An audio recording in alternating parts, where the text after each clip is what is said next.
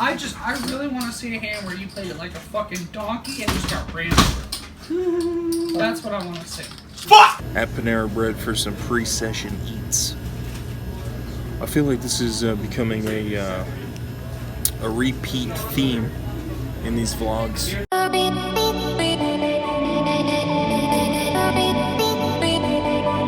We're about to go get some fucking snacks and shit for the game tonight. So onward and outward,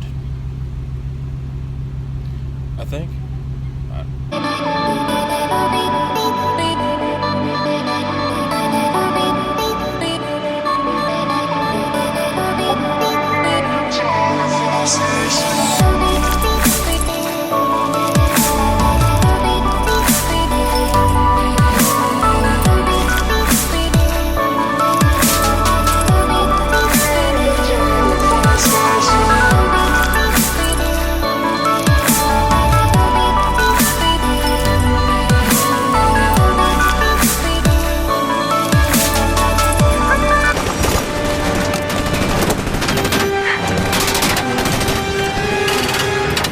Get this party started.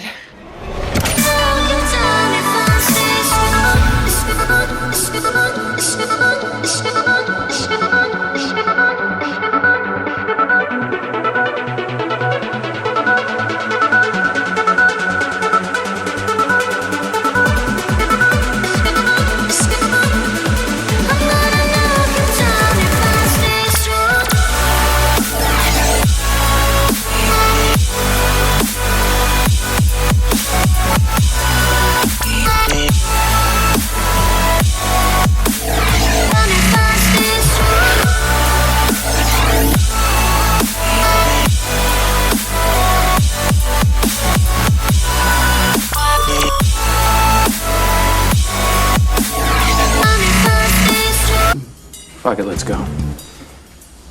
Don't tease me. Let's play some fucking cards.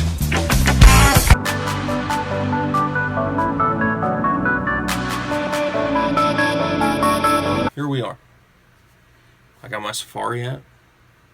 We're in the closet, aka the fucking laboratory, and we're gonna do a little hand review. So enjoy, folks. Fucking enjoy. I'm gonna set the scene for you. It's a 1-1 no limit game amongst friends. We do a $2 straddle until like 11 o'clock. Then it goes to a $3 straddle. So basically it's a pretty loose table, which is good news because who wants to sit at a tight table? Nobody. Alright, so we pick up the action. I'm on the big blind. I look down at Ace King offsuit. And I decide that seeing how the game is so loose, I'm just going to flat here, hoping that somebody raises behind me.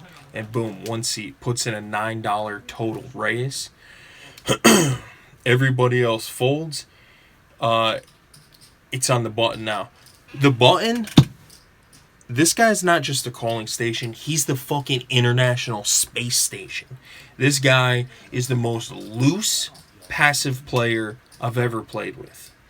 So I decide here that if he's got enough to call the $9, he's most likely going to call a re-raise.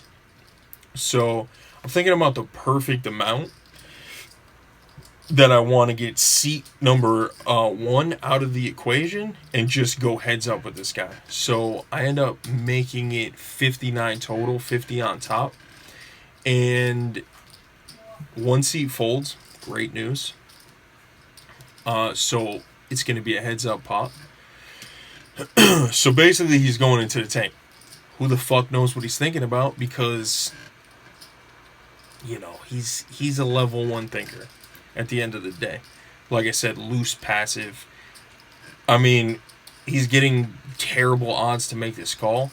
So he's going to essentially just rate his hand and not put any thought into what I could have. He's essentially just playing his relative hand strength rather than thinking about my perceived hand strength. So as we see right here, he puts in the $50 call. So now we have a pot of 130. Here comes the flop. It's ace high. Essentially everything we've ever wanted in a fucking flop. It's ace deuce 4, 2 hearts. So I'm thinking essentially he has about 160 behind, 150 behind. So I'm going to make a small bet, smallish compared to the size of the pot, so I can essentially guarantee a call from him. Hoping that he has 10s plus and he can just continue to just make the calls all the way down to the river. So I bet 45 into a pot of 160. Or I'm sorry, not 160. 60, 60, and 10, 130. So he makes the call. Now there's 220 in the pot. And he has about 100 behind. Turn is the 8 of spades, which in my mind changes nothing. And at this point, I just want to get everything in. I want him to call with 9s, 10s, jacks, queens, kings. That's essentially what I'm trying to do right there. So eventually I end up just saying all in. Not all in, but I bet enough that he will be all in. And actually, no, I lied. I did say all in. Just saw Troy throw out the all in button. So he goes into the tank.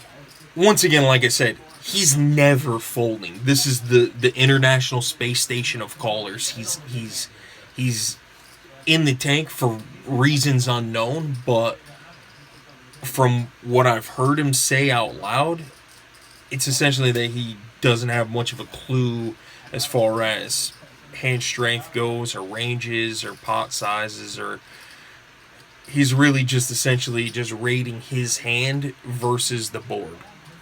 That's really all he's doing. So he ends up saying, I've made worse calls, and the river comes out a blank. Come on, flip the river out. It's a blank. I flip over ace king, and he insta mucks in disgust pocket kings face up. I take the pot, and essentially we mapped it out exactly how we wanted him to play the hand.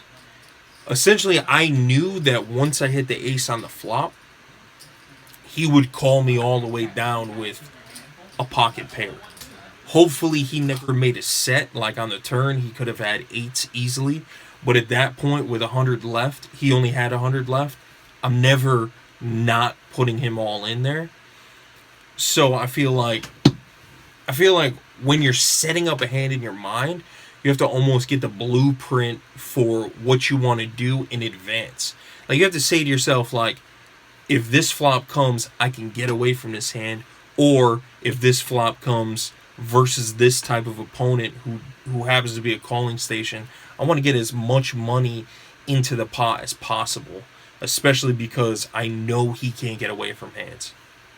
So we end up having some good news, and we move on.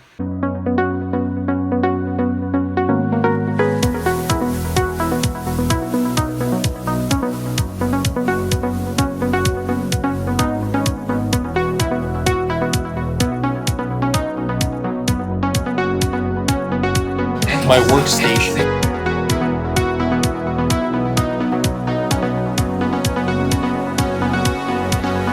So we pick up the game probably 2 hours after the last hand. And it's a pretty interesting hand. It's a straddle. That's number one. Small blind calls.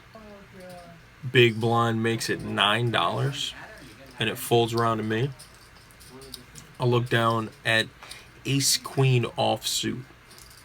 So I'm 100% calling, possibly 3-betting, but I decide on just a flat. Basically, I'm in position, and it's a pretty strong hand. So we pick up a call from the button, and we go 3 ways to a flop. flop is Ace 8-9 Rainbow. The original raiser leads out for 14, and it's a pretty small bet because there's 30 in the pot, so it's a half pot size bet. And I just call for deception. I mean, I could easily raise there, but I don't want to blow him off a hand that he doesn't have an ace. Like, let's say he has, Jack 9 or something. I don't want to blow him off the hand just yet. So, turn comes a pretty good card for me, a queen.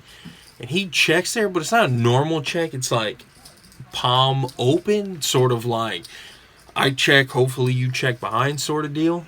Obviously, I have top 2, so I want to bet like a little bit more than half pot to make it look like I'm just trying to pick it up right there. So I bet 37 into 60, and he quickly makes a call. So I'm putting him on an ace.